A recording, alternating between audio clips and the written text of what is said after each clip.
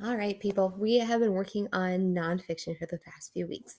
We did kind of an intro. You read an article by Shaquille O'Neal. This past week, we worked on purpose and perspective. And now we're getting to the most important part. We are going to figure out how to discover and explain the author's point. So, why do we practice this? We practice this because main idea is the most important point or central idea of a piece of writing. All the important details add up or support this point. So, for example, in an article about sports, the detail of starting young, getting help, and practicing can lead to the idea that someone became a star athlete.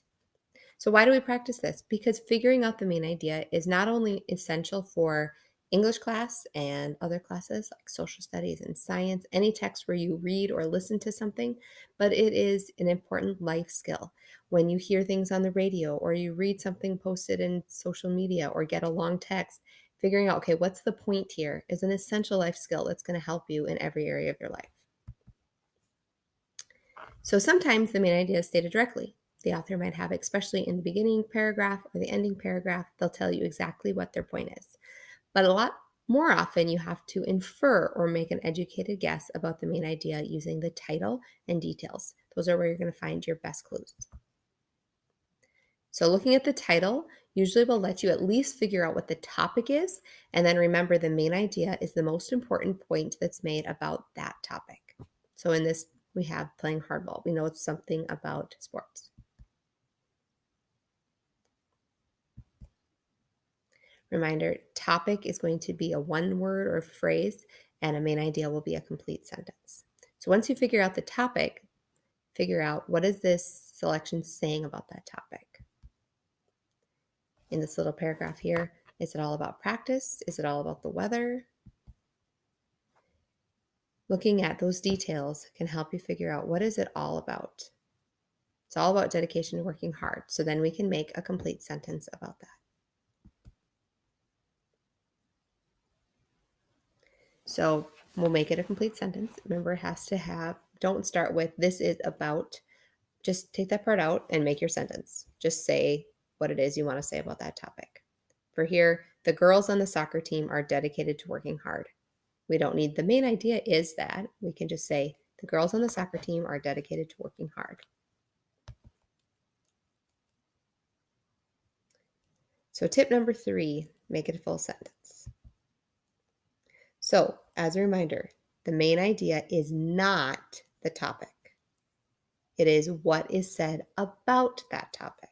So make sure you don't get those two things confused because that can be a common error. It's not a question, and you might find it directly stated, and you might have to infer it. So what is it all about? How could you say that in a sentence? If someone said, hey, what was that movie about? How would you say it in a sentence? Quick check. The topic of this paragraph is dogs, so let's figure out the main idea.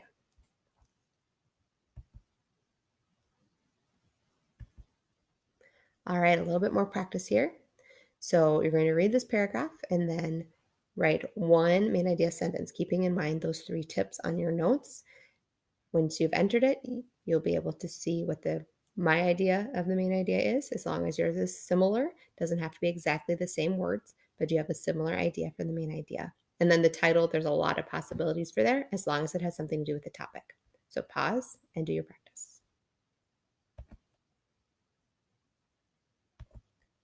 All right, let's try this a second time. Read the paragraph, state the main idea, and then compare it with mine.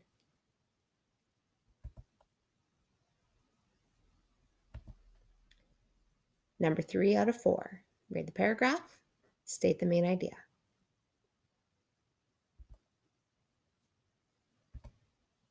And last time.